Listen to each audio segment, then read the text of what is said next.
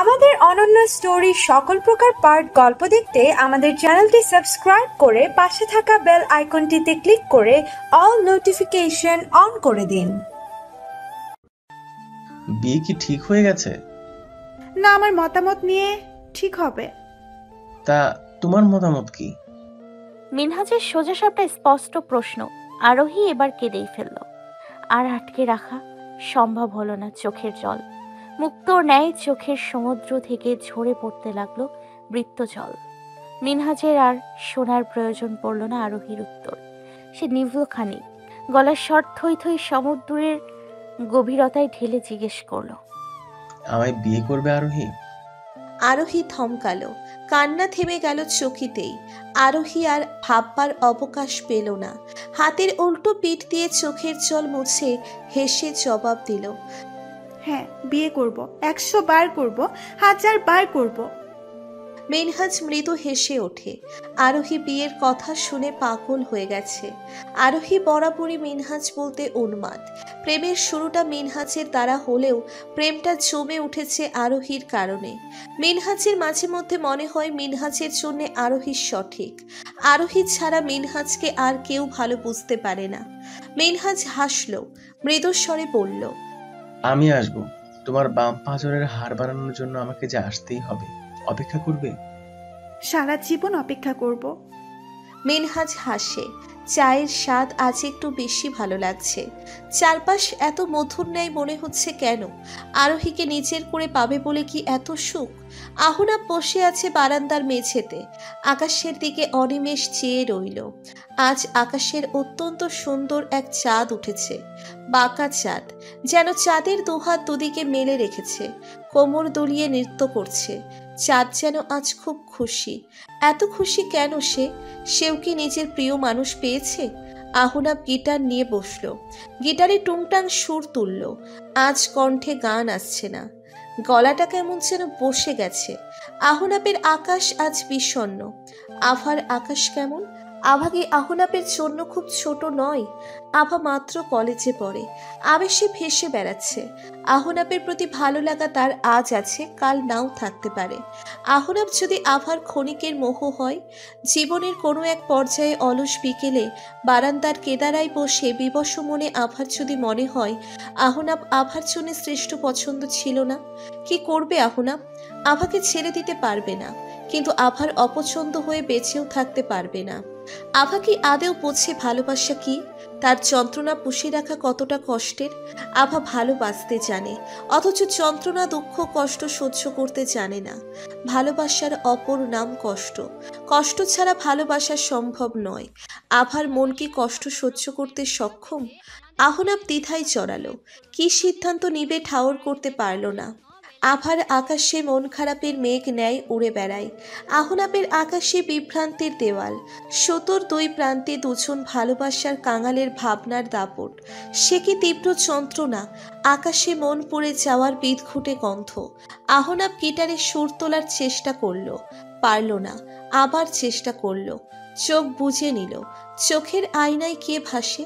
এক এলোকেশী কন্যা, যার গায়ে বধূর শাড়ি, মখমলে পা আলতাই ডুবে, আঁচলে মুখ আড়ালে চোখ দুখানা দেখা যায়। চোখে যে কি মায়া, ও চোখে ডুবে যাওয়া যায় অবলীলায়।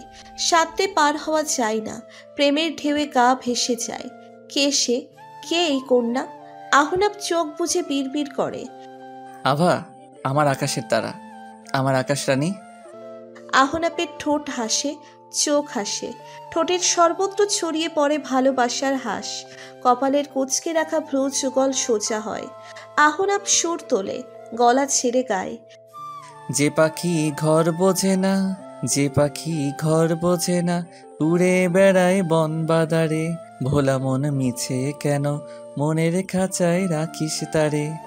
যে পাখি ঘর বোঝে না, যে পাখি ঘর বোঝে না, উড়ে বেড়ায় বন বাদারে, ভোলা মন মিছে কেন মনের খাঁচায় রাখিস তারে। ও পাখি বাঁধন হারা, ছন্ন ছাড়া মানে না প্রেমের শিকল। ও পাখি 10 দুয়ারে শত মন করে দখল, যে পাখি ঘর বোঝে না, যে পাখি ঘর বোঝে না। গানের প্রতি শব্দ যেন আভাকে উদ্দেশ্য করে লেখা। গানের শিল্পী যেন আভাকে সামনে রেখে খুব নিপুণ চোখে আভাকে আগাগোড়া পরখ করে গান গেয়েছেন। আহনাপের হুঁশ ফেরে ফোন কলের শব্দে। আহনাপ গিটার পাশে রাখলো, ফোন রিসিভ করে কানে ধরলো। বাঁধন বল। কি খবর? আসার পর একবারও দেখা করলি না। আজ আমাদের মন্টু মামার চায়ের দোকানে দেখা করার কথা ছিল। আমরা সবাই পৌঁছে গেছি। তুই কোথায়? আমার ভালো লাগছে না, তোরা গল্প কর। ফালতু কথা বলে মজা নষ্ট কেন করো মামা? দ্রুত আসো, কোনো অজুহাত না। কামরুল এসেছে? হ্যাঁ, আসবে না কেন? আমি আসছি, 10 মিনিট লাগবে। দ্রুত আয়। আহনাব ফোন কেটে দিল, গিটার কাঁধে তুলে কক্ষে এলো। গিটার ব্যাগে রেখে বাসার টি শার্ট প্যান্ট পরেই বেরিয়ে গেল মন্টু মামার চায়ের দোকানের উদ্দেশ্যে। আহনাফ আসবে? হ্যাঁ। দিহান আশ্বস্ত হলো। বাঁধন বেঞ্চে বসলো, কামরুলের দিকে চেয়ে কিঞ্চিত সন্দিহান কণ্ঠে শুধালো, তোর কথা জিজ্ঞেস করছে, তুই এসেছিস কিনা। এসেছিস বলতেই আসছি, ফোন কেটে দিল। ব্যাপক সন্দেহ মামা। তোমার কাছে কি কোনো স্পেশাল কিছু আছে? আহনাব ছুটে আসছে তোর জন্য। আরে ও তো আবার। কামরুলের শব্দ ভাণ্ডার থমকে গেল। দ্রুত কেশে উঠল সে, যেন গলার শব্দগুচ্ছ পরিষ্কার করলো। বাঁধন সন্দিহান চোখে কামরুলকে পরখ করলো, অতঃপর বলল, আভা কি আহনাবের সাথে আবার কথা হয় নাকি? কামরুল হাসার চেষ্টা করলো, বলল, আরে না, আহনাবের সাথে তো আবার কোনো যোগাযোগই নেই। কথা টথা হবে কিভাবে? আভার নাম্বার কি কারো কাছে নেই? মেয়েটার সাথে কথা বলতে ইচ্ছে হচ্ছে। ওকে আমার পছন্দ হয়েছে ভীষণ। আচরণে কি চাঞ্চল্যতা, কিশোরীদের ন্যায় যেন উড়ে উড়ে হাঁটে। এমন মেয়েই আমার জন্য পারফেক্ট। ওর নাম্বার আছে তোর কাছে? কামরুল অন্য পাশে তাকালো, বুকে হাত চেপে ঘন ঘন নিঃশ্বাস ছেড়ে বিড়বিড় করলো, আহনাব ছুইটা আসতেছে ওর নাম্বার নিতে। বাঁধন চাইপা ধরছে নাম্বারের জন্য, আর আভা হুকুম দিয়েছে কাউকে নাম্বার দেওয়া যাবে না। হায় রে খোদা, কই যাব? কিরে, নাম্বার আছে? কথা কস না কেন? কামরুল স্বাভাবিক হওয়ার চেষ্টা করলো, ফিক করে হেসে বলল, আমার কাছে নাম্বার থাকবে কিভাবে বলতো? আমি কি বাংলাদেশের সব মেয়ের নাম্বার নিয়ে ঘুরি? অদ্ভুত কথাবার্তা। বাঁধন ভ্রুকুচকে তাকালো। কামরুলের বিভ্রান্ত চেহারা আগাগোড়া জরিপ করে শুধালো, সত্যিই তোর কাছে নাম্বার নেই? আরে মন্টু মামার চায়ের কসম, সত্যি আমার কাছে নাম্বার নাই। কসম কাটলে নিজের মাথা ধরে কাটবি। মন্টু মামার চায়ের কসম আবার কি মজা লস? ধুর, কথা পেঁচাইস না। আহনাফের জন্য চা দিতে বল, এক্ষুনি এসে পড়বে ও। বাঁধন দীর্ঘশ্বাস ফেলল। কামরুল মন্টু মামার দিকে চেয়ে বলল, মামা চাটা একটু দেখে শুনে বানাবে, তোমার চা খেয়ে আবার না আমি মরে টরে যাই। মন্টু নামের চায়ের দোকানদার সুন্দর হাসল। চাঁদের আলোয় নিষ্পাপ হাসি ঝলমল করে উঠল। মন্টু চায়ে 2 চামচ চিনি মিশিয়ে বলল, আমার চা চোখ বন্ধ করে খাইতে পারো কামরুল মিয়া, একদম খাঁটি চা বানাই, 2 নাম্বারই আমার খাতাই নাই। কামরুল মুচকি হেসে বিড়বিড় করে বলল, 2 নাম্বারই আমার খাতায় আছে মামা, তাই বলেছি। কথা বলার ফাঁকে দেখা গেল আহনাব এসে বেঞ্চে বসেছে।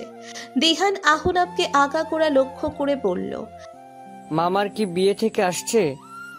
আহনাব বলল, মানে বিয়েতে যাব কেন? না মানে আজ একটু বেশি হ্যান্ডসাম লাগছে আর কি, তাই জিজ্ঞেস করলাম। রাতের বেলায় চাঁদের নিচে জলজল করছো, ব্যাপার কি? আহনাব কথা এড়িয়ে গেল। মন্টু মামাকে উদ্দেশ্য করে বলল, মামা 1 কাপ চা দিও, 2 চামচ চিনি। মন্টু মামা উত্তর দিলেন, বলতে হবে না ভাই, তুমি কেমন চা খাও আমার একদম মুখস্থ হয়ে গেছে, ধন্যবাদ। তোমার চা আমি আগেই বানায় রাখছি, ধরো। মন্টু 1 কাপ চা এগিয়ে দেয় আহনাবের দিকে। মন্টু মামা আহনাব বলতে এক প্রকার উন্মাদ। আহনাব তার দোকানে এলে সে শশব্যস্ত হয়ে যায় তাকে আপ্যায়ন করার জন্য। আহনাব বিপদে আপদে মন্টুর পাশে থাকে বলেই মন্টু সারাক্ষণ কৃতজ্ঞতা স্বীকার করে। আহনাবকে পছন্দ করায় তার বন্ধুদেরও বেশ খাতির যত্ন করে সে। মানুষটা বড্ড সহজ সরল। গরিবদের মন ধনীদের ন্যায় অত প্যাঁচানো না। ধনীদের সবাই টাকার গরমে সারাক্ষণ কুর্নিশ করে। গরিবরা ভালো ব্যবহার পেয়ে অভ্যস্ত নয়, কিন্তু যখন কেউ তাদের মন খুলে ভালোবাসে তাদের হৃদয় মোমের ন্যায় গলে যায়। তারা সেই মানুষটার জন্য নিজের জীবন দিয়ে দিতে কুণ্ঠিত হয় না। গরিবরা কৃতজ্ঞতা স্বীকার করতে জানে। ধনীদের গায়ের রক্ত খারাপ, তারা বরাবরই অকৃতজ্ঞতার পরিচয় দেয়। আহনাব চায়ের কাপ হাতে নিয়ে তাতে চুমুক বসালো। বাঁধন প্রশ্ন করল, আহনাব, তোর সাথে আবার যোগাযোগ আছে? বাঁধনের মুখে ফের আভাকে নিয়ে কৌতূহল আহনাবকে বিরক্ত করলো। বাঁধনকে বন্ধু হিসেবে তার ভালো লাগে, এক কথায় সেরা বলা যায়। কিন্তু বাঁধন যখন আভাকে নিয়ে কোনো কথা বলে আহনাবের সহ্য হয় না। আভার নাম শুধু আহনাবের ঠোঁটে থাকবে। শুধু বাঁধন নয়, অন্য কোনো পুরুষের ঠোঁটে আভার নাম কেন থাকবে? আহনাব নিজের অযথা রাগ সামলে ভ্রুকুচকে ফের চায়ের কাপে চুমুক দিয়ে বলল, না নেই। ওর নাম্বার আছে তোর কাছে? আশ্চর্য, যোগাযোগ নেই তো নাম্বার থাকবে কিভাবে? তোদের কারো কাছে কি ওর নাম্বার নেই? ওর সাথে কথা বলতাম একটু, মনে পড়ছে খুব। দিহান বলল, এই বাঁধন পাগল হয়ে গেছে, সারাক্ষণে ওর সাথে আভার নম্বর চেয়ে বেড়াচ্ছে। পাবনা পাঠিয়ে দে, তাহলে লেনা চোখে যায়। কামরুলের কথায় দিহান উচ্চস্বরে হেসে উঠল। বাঁধনের মুখ শুকিয়ে একটু হয়ে গেল। বাঁধন চুপসে যাওয়া মুখ নিয়ে বসে রইল। কেউ তার অনুভূতি সচেতন চোখে দেখছে না। বাঁধনের বেশ রাগ হলো। সে যে বারবার চিৎকার করে বলছে আভাকে তার ভালো লাগে, অথচ কেউ কানেই তুলছে না কথা। এমন কেন সবাই? গল্পের আসর সমাপ্ত হলো রাত 12টায়। সবাই যার যার বাড়ি চলে গেছে। শুধু আহনাব আর কামরুল বাকি রয়েছে। তারা এখনো মন্টু মামার চায়ের দোকানে বসে পঞ্চমবারের মতো চা খাচ্ছে। শেষ চায়ের কাপটা রেখে আহনাব বিল মেটালো। মানিব্যাগ পকেটে পুরে কামরুলের পাশে এসে দাঁড়ালো। আহনাব কামরুলের কাঁধে হাত রেখে বলল, আমি জানি আভার ঠিকানা তোর কাছে আছে, কিন্তু তুই দিবি না। আভা নিশ্চয়ই মানা করেছে। অবশ্য আমি ঠিকানা চাইবও না, নিজে খোঁজে নেওয়ার মতো বুদ্ধি আমার আছে। আসছি। আহনাব চলে যাচ্ছে। কামরুল স্থির পায়ে সেখানেই দাঁড়িয়ে রইল। আহনাব জেনে গেছে তাহলে?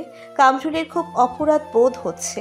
আহনাব নিশ্চয়ই ভেতরে খুব ছটফট করছে। আভাও তার ব্যতিক্রম নয়। দুপাশে দুজন তরপাচ্ছে, অথচ কেউই জেদ ছাড়তে চাইছে না। এ কেমন অবিচার! তবে কামরুল জানে আহনাবের মনে যদি আভার জন্য বিন্দু অনুভূতি থাকে, তবে আহনাব আকাশ পাতাল এক করে আভাকে ঠিক খুঁজে নেবে। আহনাবের সেই প্রখর বুদ্ধি আছে। কামরুল ছোট থেকে চেনে আহনাবকে। আহনাবের যা চাই তাই যে কোনো মূল্যে সে অর্জন করেই ছাড়ে। বড্ড জেদি ছেলে আহনাব। জেদের আগুন যেন আহনাবের রক্তে রক্তে বয়ে বেড়ায়। জয়ধ্বনি ট্রাভেল এজেন্সি অফিসের সামনে এসে থামল আহনাব। এই ট্রাভেল এজেন্সির দ্বারা আহনাবরা সাজে গিয়েছিল। আহনাব বাইক থেকে নেমে দাঁড়ালো। টি শার্ট টেনে ঠিক করে রোদ চশমা খুলে কলারে ঝোলালো। মুখখানা গম্ভীর করে ভেতরে প্রবেশ করলো। আরে আহনাব ভাই যে, আসুন আসুন। আহনাবকে দেখে অফিসের ম্যানেজার পুলকিত হলেন। চেয়ার ছেড়ে উঠে আহনাবকে জড়িয়ে ধরলেন। আহনাবকে বসার জন্য চেয়ার এগিয়ে দিয়ে বললেন, ভাই, আবার কি মনে করে আমাদের এজেন্সিতে? কোনো ট্রিপ চাই নাকি? আহনাব উত্তর দিল, ট্রিপ নয়, ট্রিপের পার্লামেন্ট সঙ্গী চাই। ম্যানেজার চিন্তায় পড়ে গেলেন। মাথা চুলকে মৃদু স্বরে বললেন, বুঝিনি ভাই, ট্রিপের সঙ্গী বলতে? আহনাব বেপরোয়া হয়ে উত্তর করল, আভার নাম্বার এবং ঠিকানা চাই, দেওয়া যাবে? কোন আভা? আভা ইসলাম রাত্রি, ওই চঞ্চল মেয়েটা? হ্যাঁ। ম্যানেজার যার পরনায় বিস্ময় নিয়ে তাকালেন আহনাবের দিকে। আহনাবের আচরণ ভঙ্গি অত্যন্ত স্বাভাবিক। ম্যানেজার গোলাকার চোখে আগাগোড়া পরখ করলেন আহনাবকে। আহনাব পায়ের উপর পা তুলে বাবু হয়ে বসে চেয়ারের হাতলে হাত রেখে পা দোলাচ্ছে। আহনাবের কখনো মেয়ে চক্কর ছিল না। আচমকা একটা মেয়ের ঠিকানা চাইছে, কি সাংঘাতিক! আহনাবের বড় কোনো অসুখ টসুখ হলো কি? ম্যানেজার লাল দিয়ে গলা ভিজিয়ে শুধালেন, ভাই ঠিক আছেন? অসুস্থ? না, সুস্থ আছি। আপনি ঠিকানা দিলে আরো বেশি ভালো এবং সুস্থ থাকবো। ম্যানেজার মাথা চুলকে বোকা বোকা হাসলেন, বললেন, আসলে বিশ্বাস হচ্ছে না, মেয়ে আর আপনি বড্ড আশ্চর্যজনক লাগছে। আর কত একা একা ট্রাভেল করব? একটা স্থায়ী সঙ্গী হলে ভালো হয় না? হ্যাঁ হ্যাঁ, তা হয় বই কি। তাহলে ঠিকানাটা? দেখা গেল ওহির সাহেব কিছুটা শঙ্কিত হচ্ছেন, এদিক ওদিক চেয়ে কিছু একটা বলার চেষ্টা করছেন, কিন্তু বলছেন না। আহনাব লক্ষ্য করে বলল, কিছু বলার হলে বলে ফেলুন। ওহি সাহেব বোধহয় খানিক আশ্বস্ত হলেন, লালা কর্তৃক গলদেশ ভিজিয়ে বললেন, ভাই, এভাবে কারো ঠিকানা দেয়া আমাদের নিয়মের বহির্ভূত। আহনাবের কুচকে যাওয়া ভ্রু লক্ষিত হলো। আহনাব শান্ত কণ্ঠে শুধালো, যার ঠিকানা চাইছি সেও চায় আমি তাকে খুঁজে বের করি। She is in love with me. ওহি সাহেবকে অবাক হতে দেখা গেল না, বরং তিনি জানতেন আহনাব এবং আভার মধ্যে কিছু একটা ফুসুর ফাসুর চলছে। হয়তো ট্রাভেলে থাকা সবাই তা জেনে গেছে। আভার আহনাবের কাছে ঘেঁষা, আহনাবের মুগ্ধ নয়ন কারো চোখ এড়ায় না। দুজন প্রেমিক প্রেমিকা এক হতে চাইছে, হোক, কি দোষ তাতে? সে না হয় পৃথিবীতে আরো এক ভালোবাসার গল্প তৈরি করবে। ওহি সাহেব মৃদু হেসে বললেন, আমি ডায়েরি বের করে দেখছি। ডায়েরি খোলা হলো, পাতা উল্টাতে দেখা গেল, ভ্রুকুচকে যাওয়া পরিলক্ষিত হলো। ওহি সাহেব বললেন, পেয়েছি ভাই, ঠিকানা মোহাম্মদপুর রোড নং 1201, বাসা নং 34, নাম্বার 017। আহনাব বিস্ময় নিয়ে চাইল। এই ঠিকানায় সে অনেকদিন বাইক নিয়ে পাড়ি দিয়েছে। আভাদের বাসার নিচে বন্ধুদের সাথে চা খেয়েছে, মাঝরাতে বন্ধুদের সাথে বাইক নিয়ে এই রাস্তা থেকে সেই রাস্তা ঘুরে বেরিয়েছে। ওরা দুজন এত কাছে, অথচ দূরত্ব যেন তাদের আষ্টেপৃষ্ঠে জড়িয়ে রেখেছিল। আহনাব চেয়ার ছেড়ে উঠে দাঁড়ালো, ওহি সাহেবের দিকে হাত বাড়িয়ে বলল, ধন্যবাদ ফেভারটুকুর জন্যে। ওহি সাহেব হাত মেলালেন আহনাবের সাথে, বললেন, আমি আমার কাজ করেছি, মেয়েটাকে ভালো রাখার দায়িত্ব তোমার। আশা করছি তুমি দায়িত্বশীলতার পরিচয় দিবে। অবশ্যই, আসছি। আহনাব রোদ চশমার আড়ালে নিচু ঘোলাটে চোখ লুকালো, অতপর বেরিয়ে গেল এজেন্সির অফিস থেকে। মাগরিবের আজানে সন্ধ্যার পরিবেশ কলরিত, দলে দলে পুরুষরা ছুটে চলেছে মসজিদের দিকে। আহনাব মাগরিবের নামাজ আদায় করল মোহাম্মদপুর মসজিদে। আভা নামাজ আদায় করে চা হাতে বারান্দায় এসে দাঁড়িয়েছে। যতদূর দৃষ্টিসীমা পৌঁছে চেয়ে দেখে অলিগলি, নেই, কেউ নেই। আভার আকাঙ্ক্ষিত পুরুষের দেখা মেলেনি। আভার চোখে জল টইটম্বুর করে ওঠে। আজ 1 সপ্তাহ হয়ে গেল, অথচ সে একবার কল করেনি। তার মিঠা কণ্ঠ শুনিয়ে বলেনি, এই মেয়ে, এত রাগ করো না তো। এই যে আমি কথা বললাম, চিৎকার করে বললাম, তোমার ছাড়া আমার চলছে না। তুমি কি শুনতে পাওনি? সে বলেনি। একবার গলির মুখে তার লম্বাটে পেটানো দেহের দেখা মেলেনি। দূর থেকে হাত বাড়িয়ে বলেনি, মন তোমাকে হাত বাড়িয়ে ছুঁয়ে দিলাম, একবার আমার বুকে মাথা ঠেকাবে কি? সে বলেনি। পাষাণ লোক। আভা তার কথা আর কখনো মনে করবে না। সে আভাকে ভুলে গেছে, আভাও তাকে ভুলে যাবে। কিন্তু ভুলে যাবে কি করে? মন ছোঁয়া পুরুষকে কি এত সহজে ভুলে যাওয়া যায়? যে পুরুষে আভার সর্বনাশ, তার স্মৃতি নাশ করা কি আদৌ সম্ভব? না তো। এমন কোনো মন্ত্র আছে কি যা পাঠ করে আভা আহনাব নামক খারাপ নির্দয় লোককে ভুলে যাবে? আছে এমন কোনো মন্ত্র, জাদুপত্র? আভা চায়ের কাপে শেষ চুমুক দেয়, ঘোলা অশ্রু ভেজা চোখ পরিষ্কার করে পুনরায় চোখ রাখে দূরে, বহু দূরে। আশাহত হলো, কেউ নেই। কে যেন হাত বাড়ালো, হাত বাড়িয়ে আভাকে ডাকলো। আভা চমকে উঠল, গায়ে কাঁটা দিয়ে গেল। আভা ঠিক দেখছে, হ্যাঁ হ্যাঁ হ্যাঁ, আভা ঠিক দেখছে। শুভ্র রঙের পাঞ্জাবি পরিধান করে বাসার নিচে দাঁড়িয়ে আছে সে।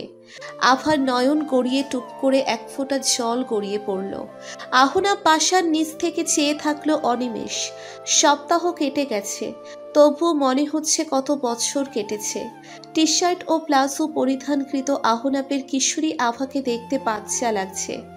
আহনাবের চোখের পাতা এক হয় না। এ তৃষ্ণা নিভে যেতে চাই না। বরং আগুনের ফুলকির মতো তেজ দেখিয়ে বেড়ে ওঠে। বহুদিন পর এক যুগল প্রেমিক প্রেমিকা তাদের চোখের তৃষ্ণা নেভাচ্ছে। জানালার এপারে আভা, ওপারে আহনাব। আভার চোখে জল আর আহনাবের চোখে মুগ্ধতা। এ মুগ্ধতা শেষ হবার নয়, কেমন যেন বেহায়ার ন্যায় বৃদ্ধি পেয়ে আকাশ ছুঁতে চায়। আকাশ ছুঁয়ে ফেলার কি তীব্র বাসনা, মন চলে পুড়ে ছারখার। আভার অভিমান মাথা চারা দিয়ে উঠল।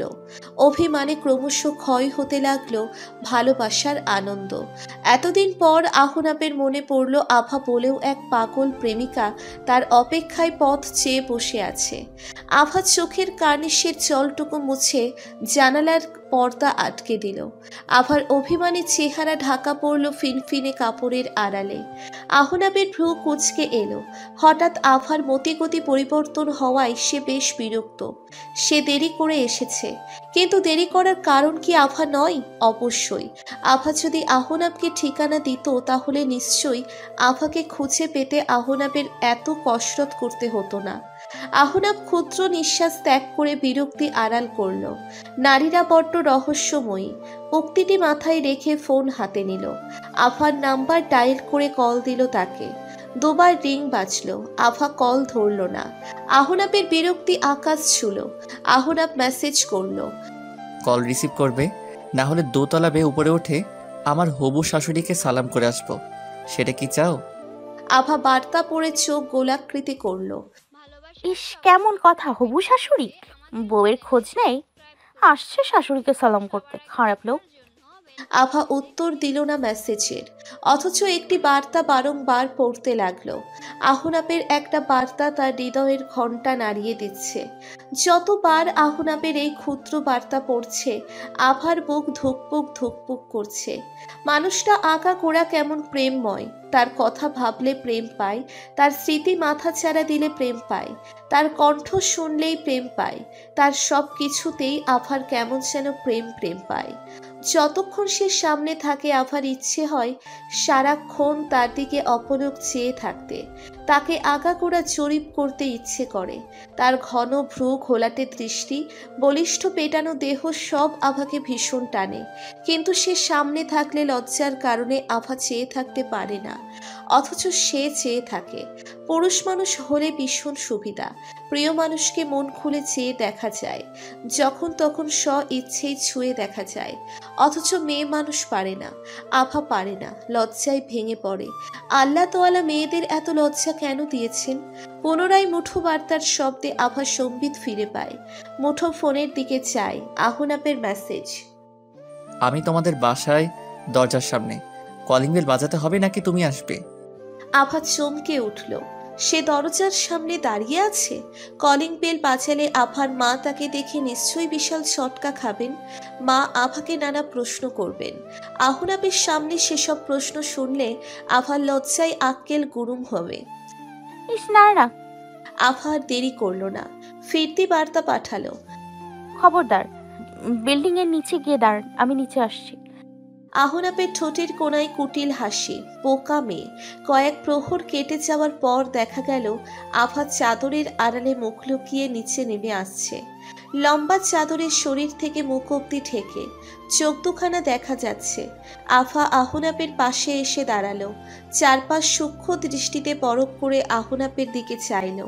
রাগান্বিত কণ্ঠস্বরে বলল, আপনি জানেন আপনি খুব খারাপ, একদম বাসায় চলে গেলেন। জানেন মা আপনাকে দেখলে কি করবে? মেরেই ফেলবে আমাকে। আহনাব ভ্রু বাঁকালো, বুকে আড়াআড়ি হাত ভাঁজ করে বুক টান টান করে দাঁড়ালো। অতঃপর বলল, কে বলল আমি তোমার বাসায় গিয়েছি? আমি তো নিচেই ছিলাম এতক্ষণ। মানে আপনিই তো বললেন আপনি বাসার দরজার সামনে, আমি না এলে কলিং বেল বাজাবেন। এটা তো তোমাকে নিচে নামানোর ছোট্ট এক প্রয়াস। আহনাবের নির্লিপ্ত উত্তর, অতি স্বাভাবিক কণ্ঠ, ভয় ডর নেই। কেমন যেন গা ছাড়া উত্তর শুনে আভা তেলে বেগুনে চলে উঠল। মুখ কুঁচকে বলল, মিথ্যে বলেছেন? হ্যাঁ।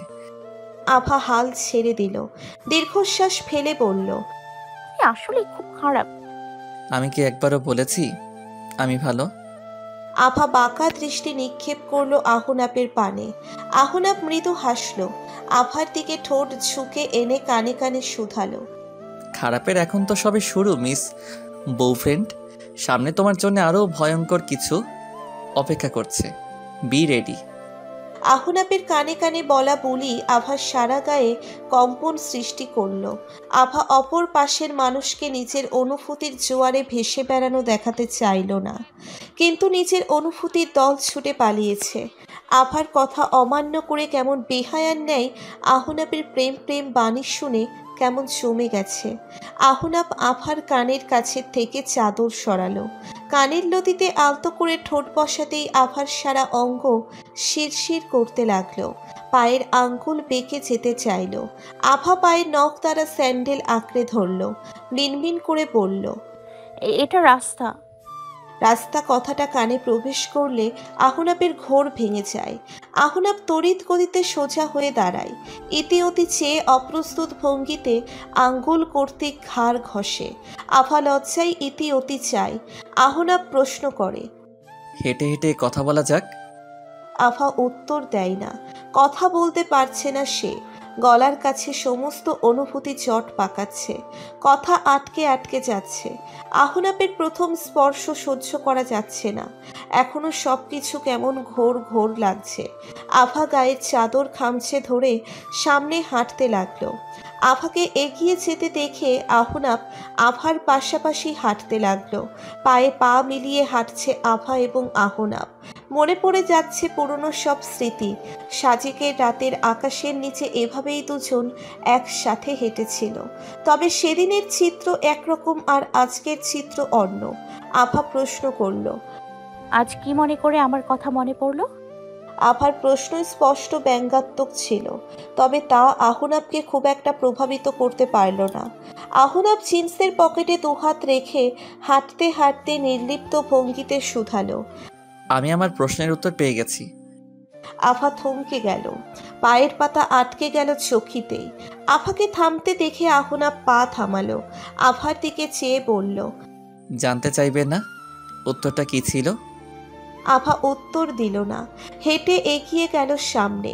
তবে উত্তরের প্রয়োজন বোধ করল না আহনাব। আভার অভিমানের পাহাড় বড্ড উঁচু হয়েছে। অভিমানের পাহাড় ধসে পড়ার জন্য আহনাবের প্রশ্নের উত্তরটা জানা জরুরি। তাই সে নিজ তাগিদেই উত্তর দেওয়ার ইচ্ছে পোষণ করল। আভার হাত ধরল। আভা থেমে গেল। আভার নরম হাত আহনাবের শক্ত হাতের ভাঁজে বন্দি। আভার সামনে তাকিয়ে আছে, দাঁত দিয়ে ঠোঁট চিপে ধরে আছে, চোখ খিচে রাখা। আহনাবের উত্তর শোনার সাহস আভার নেই। উত্তরে যদি বিচ্ছেদ লেখা থাকে তবে আভার বেঁচে থাকার কোনো কারণ থাকবে না। আভা মৃদু স্বরে বলল, হাত ছাড়ুন। উত্তর শুনবে না? আহনাবের নেশালো কণ্ঠ আভা মুহূর্তেই নাড়িয়ে দিল। আভা ঠোঁট কামড়ে ধরল।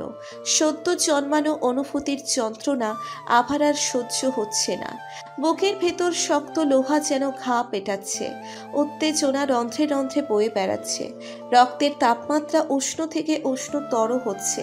হৃৎপিণ্ড চঞ্চল ব্যাঙের ন্যায় লাফাচ্ছে। উত্তর কি হবে? আহনাবের পা চলছে, তারাহীন পায়ে এগিয়ে আসছে আভার পানে। আভার পা থেমে বিস্ময়ে ডুবে যাওয়া চোখ দুখানা দিয়ে অপলক চেয়ে দেখছে আহনাব নামক প্রেমিক পুরুষকে। আহনাবের গা আভার গায়ে ছুঁই ছুঁই। আভা আহনাবের বুক বরাবর। আহনাবকে চেয়ে দেখতে আভাকে মাথা উঁচু করতে ইচ্ছে। আহনাবের মাথা ঝুঁকে আছে আভার দিকে।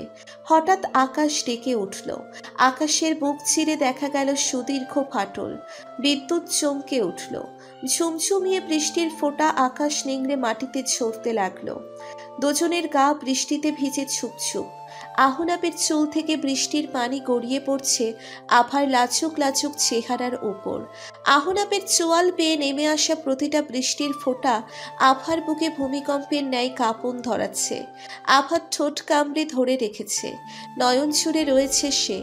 আহনাব আভার কোমর টেনে ধরল। আভা মিশে গেল আহনাবের বলিষ্ঠ বুকের সাথে। আহনাবের ভেজা হাত আভার কোমর স্পর্শ করলে আভার দেহ শিরশির করে ওঠে। পেটের মধ্যে মোচড় অনুভব করে। আহনাব আভার চোখে চোখ রাখে। চোখে চোখে হয় হাজার হাজার কথোপকথন। দৃষ্টি বিনিময় হয় দুজনের। আহনাব কথা বলে, হুইস্কি কণ্ঠে শুধায়, আমার একটা গোলাপ আছে, যার সুগন্ধ, যার সৌন্দর্য শুধুমাত্র আমাকে মুগ্ধ করার জন্যে তৈরি হয়েছে। আমার সেই গোলাপ তুমি, আমার একান্ত গোলাপ। আমার একটা আকাশ আছে, সেই আকাশে ভিড় করে লক্ষ কোটি তারা, কিন্তু একটা তারা দিনে রাতে সব সময় জ্বলজ্বল করে। সমস্ত অন্ধকার এক হয়ে তাকে কালো করতে পারে না। সে মুক্তোর ন্যায় উজ্জ্বল সাদা। আমার আকাশের সেই তারা তুমি, আমার একান্ত তারা, যার আলো শুধুমাত্র আমার জন্যে। আমার জীবনে দুজন নারী আছেন যারা আমাকে ভালোবাসতে শিখিয়েছেন, ভালো রাখতে জেনেছেন, আগলে রেখেছেন। মায়ের পর তুমি আমার জীবনের শ্রেষ্ঠ নারী, যে নারী আমার বুকের বাম পাঁজরের হাড়, আমার বুকের স্পন্দন, আমার হৃৎপিণ্ডের তীব্র শিহরণ, আমার চন্দ্র, তারা, সূর্য, আকাশ, সব কিছু। সেই নারী হলে তুমি, আভা। আভা চোখ বন্ধ করে নিয়েছে। চোখ খুলে আহনাপের দিকে চেয়ে দেখবার সাহসটুকু কোথায় যেন হারিয়ে গেছে। আভার প্রাণ বোধ হয় এখনই বেরিয়ে আসবে। এই বুঝি সুখে আভার মরণ হলো। আভার কান থেকে ধোঁয়া নির্গত হচ্ছে, দাঁত দিয়ে ঠোঁট কামড়ে রেখেছে। এতদিন আভা যা শুনতে চেয়েছে আজ তাই আহনাপ তাই গভীর আবেগ দিয়ে আভাকে বলছে। আহনাপের আকাশের তারা আভা। ইস, আভা আর কিছু ভাবতে পারছে না, হাঁটু ভেঙে আসছে। এই বুঝি মাটিতে লুটিয়ে পড়ল। আহনাপ আভার গালে হাত রাখল, দুহাতের আঁচলাই পুরল আভার নরম তুলতুলে গাল। আভার ভেজা চুল কানের পিছনে যত্ন সহকারে গুজে দিয়ে শুধালো, তাকাবে না? আভা কথা বলতে পারছে না, গলায় কেউ যেন পাথর বসিয়ে রেখেছে। সে পাথর লোহা দিয়ে তৈরি নয়, এ পাথর প্রেমের পাথর। পাথরের গায়ে মুক্তোর ন্যায় জলজল করে প্রেমের উত্তপ্ত শিখা। পাথরের গায়ে একগুচ্ছ আদর দিয়ে লেখা, আভার অনুভূতি আরও একটু বেহায়া হোক, আরও একবার সে কণ্ঠে আদর ঢেলে ভালোবাসি বলুক। দেহ মনে একটুখানি কাঁপন ধরাক, সুখে দিক, যত ইচ্ছে তত।